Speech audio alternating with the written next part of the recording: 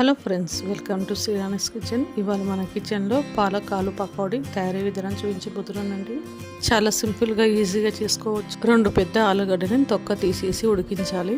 బౌల్లో సన్నగా తురిమిన పాలకూర వేసుకొని ముందుగా ఉడికించిన ఆలుగడ్డల్ని ఈ పాలకూరలో తురుముకోవాలి.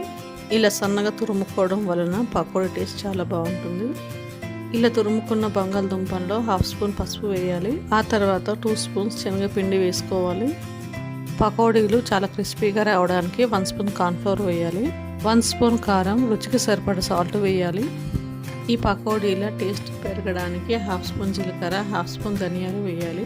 అలాగే 1/2 స్పూన్ గరం మసాలా వేసి కలుపుకోవాలి. బంగాళదుంపలు ఉన్న తేమనే సరిపోతుంది, వాటర్ ఏం అవసరం పడదు. ఈ పకోడీలు ఫ్రై చేయడానికి కడాయిలో ఆయిల్ వేసి ఆయిల్ వేడి చేసుకోవాలి. ఒక చిన్న పిండి ముద్ద వేసి చూశాను, ఆయిల్ వేడెక్కింది.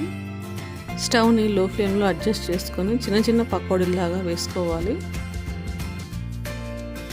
పకోడీలు అంటుకోకుండా విడివిడిగా వేసుకోవాలి.